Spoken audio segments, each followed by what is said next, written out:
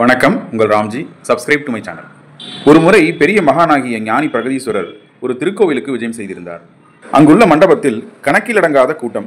அவர் மேடையில் வந்து உட்கார்ந்த பிறகு வேதங்களை பற்றியும் புராணங்களை பற்றியும் விளக்கி கொண்டு வந்த ஞானியார், யாரும் கேள்வி கேட்கலாம், பதில் சொல்லப்படும் என்று தெரிவித்தார்.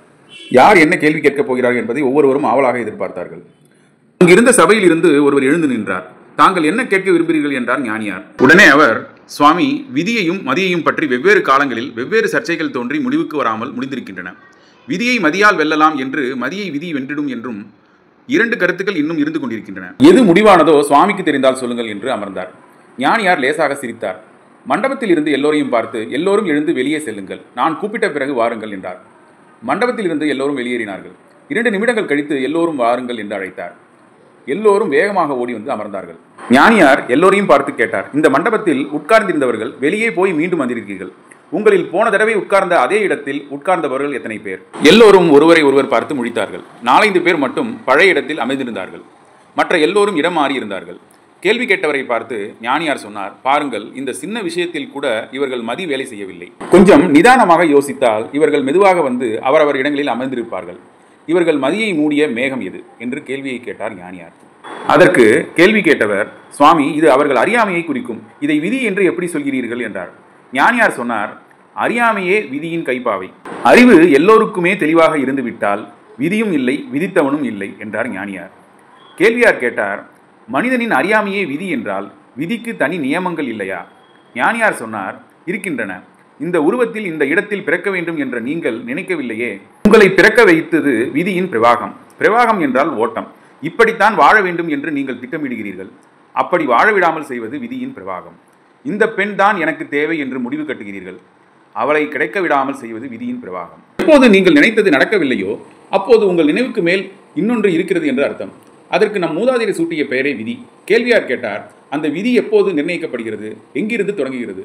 உடனே ஞானியார் சொன்னார், சூன்யத்தில் நிர்ணயிக்கப்படுகிறது, ஜனனத்தில் தொடங்குகிறது என்றார். தான் நினைத்தபடியெல்லாம் வாழ்க்கையை நடத்தி முடித்தவர்கள் எத்தனை பேர்? வீரன் வெற்றி பெற்றால் அது வீரத்தால் வந்தது. கோழை தோல்வியுற்றால் அது கோழைத்தனத்தால் கிடைத்தது.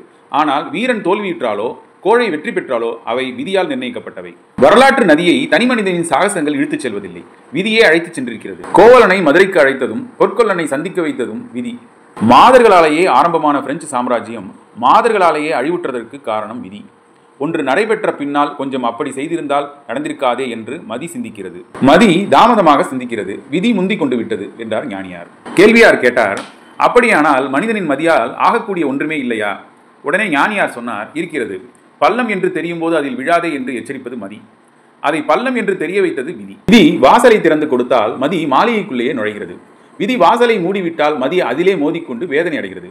விதி என்னும் மூலத்தில் இருந்து முளைத்த கிளையே மதி. தந்தையை கொன்று சாம்ராஜ்யத்தை கைப்பற்றிய இளவரசர்களைப் போல் மதி சில நேரம் விதியை வென்றிருக்கலாம். ஆனால் விதி அந்த மதியின் குழந்தையாக மறுபடியும் பிறந்து தந்தையை கொன்று விடுகிறது.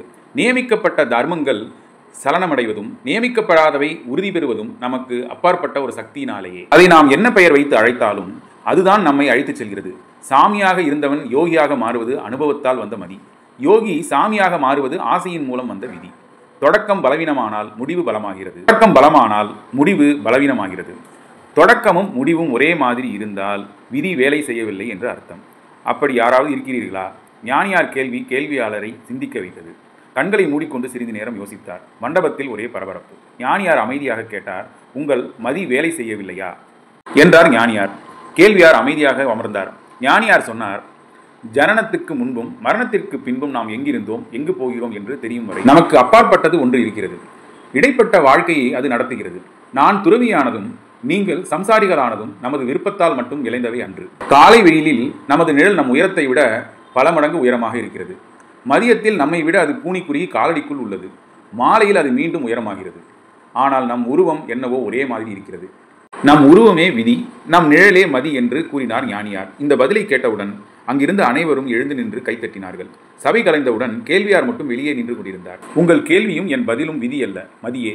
மதியால் விதியை ஆராய்ச்சி செய்யலாம், ஆனால் ஆட்சி செய்ய முடியாது என்றபடி சொல்லிவிட்டு ஞானியார் கேள்வி கேட்டவரை பாராட்டி சென்றார்.